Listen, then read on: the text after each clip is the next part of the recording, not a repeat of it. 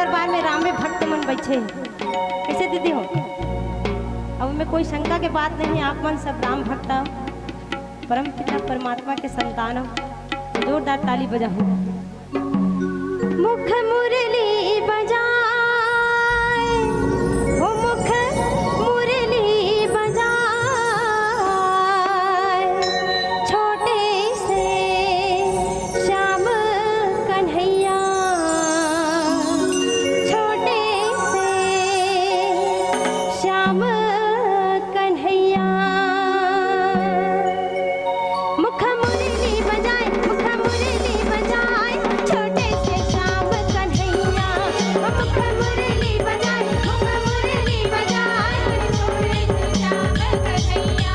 मुख मुरली बजाए, मुख मुरली बजाए, छोटे से श्याम कन्हैया। मुख मुरली बजाए, मुख मुरली बजाए, छोटे से श्याम कन्हैया। छोटे से श्याम कन्हैया हो, छोटे से श्याम कन्हैया, छोटे से श्याम कन्हैया हो, छोटे से श्याम कन्हैया।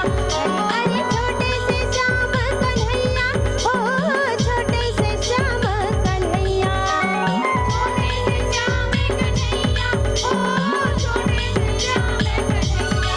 वो मुख मुरली बजाए, मुख मुरली बजाए, छोटे से श्याम कन्हैया।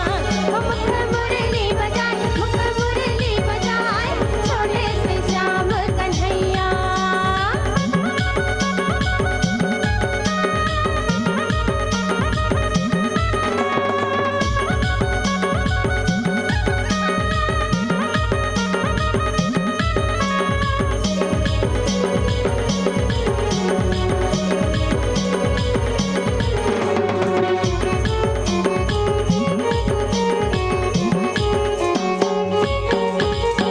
छोटे मोटे रुखवा कदम के कदम के कदम के, ओ भैया ना हसीनार, भैया ना हसीनार, ऊपर में बैठे कन्हैया कन्हैया कन्हैया।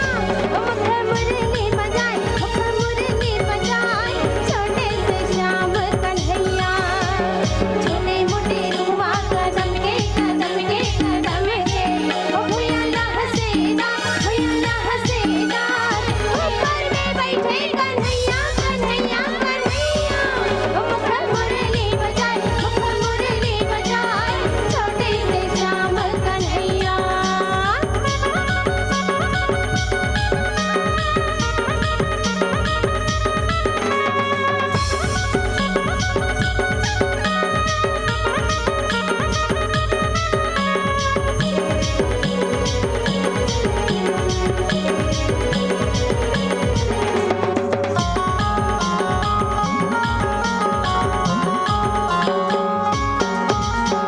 ठाकुर भोर गलियां गोकुल के गोकुल के गोकुल के, ओ राधा पनिया जाए, राधा पनिया जाए, पीछे माँ मिल गई कन्हैया कन्हैया कन्हैया।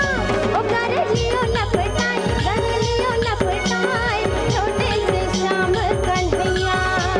ठाकुर भोर गलियां गोकुल के गोकुल के गोकुल के, ओ राधा पनिया जाए, राधा पनिया जाए, पीछे माँ मिल गई कन्हैया कन्हैया कन्हैया। ओ कर लियो लपटाए, कर लियो लपटाए, छोटे से श्याम कन्हैया। ए छोटे से श्याम कन्हैया हो, छोटे से श्याम कन्हैया, छोटे से श्याम कन्हैया हो, छोटे से श्याम कन्हैया। अरे अरे छोटे से श्याम कन्हैया हो, छोटे से श्याम कन्हैया, छोटे से श्याम कन्हैया हो, छोटे से श्याम कन्हैया। ओ मुख मुरली बजाए, मुख मुरली बजाए, छोटे से श्याम कन्हैया। ओ मुख मुरली बजाए, मुख मुरली बजाए, छोटे से श्याम कन्हैया। ओ मुख मुरली बजाए, मुख मुरली बजाए, छोटे से श्याम कन्हैया।